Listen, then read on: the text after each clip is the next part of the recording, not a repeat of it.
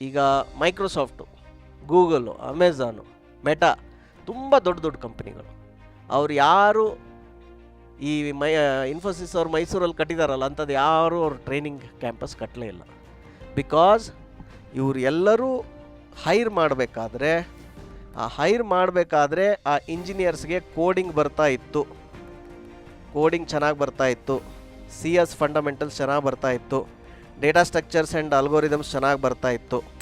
ಆಮೇಲೆ ಇದನ್ನು ಯಾರು ಚೆನ್ನಾಗಿ ಕಲಿತಾರಲ್ಲ ಆ ಕಲ್ತವ್ರನ್ನು ನೀವು ಎಲ್ಲಿ ಬೇಕಾದರೂ ಹಾಕ್ಬೋದು.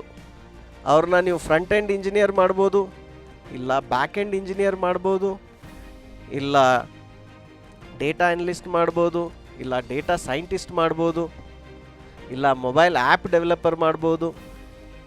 ನಾನೇ ಸ್ವಂತ ನೋಡಿದ್ದೀನಿ ನನ್ನ ಕ್ಯಾರಿಯರಲ್ಲಿ.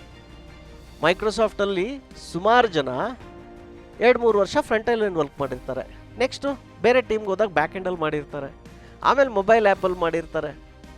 ಬರೀ 1 ತಿಂಗಳಲ್ಲಿ ಒಂದು ಹೊಸ ಲ್ಯಾಂಗ್ವೇಜ್ ಹಿಂಗೆ ಚಕ್ ಅಂತ ಕಲ್ತು ಬಿಡ್ತಾರೆ. ಯಾಕಂದರೆ ತುಂಬ ಚೆನ್ನಾಗಿ ಕೋಡಿಂಗ್ ಬರುತ್ತೆ ಅವ್ರಿಗೆ. ನೀವು ಚೆನ್ನಾಗಿ ಒಂದು ಲ್ಯಾಂಗ್ವೇಜಲ್ಲಿ ಕೋಡಿಂಗ್ ಕಲ್ತ್ರೆ ಇನ್ನೊಂದು ಲ್ಯಾಂಗ್ವೇಜಿಗೆ ಸ್ವಿಚ್ ಆಗೋಕ್ಕೆ 1 ಮಂತ್ ಸಾಕು. ಅದು ಜೆನ್ಎ ಬಂದಿರೋದ್ರಿಂದ ಇನ್ನೂ ಈಸಿ, 1 ವಾರದಲ್ಲಿ ಆಗ್ಬಿಡ್ಬೋದು ಈಗ.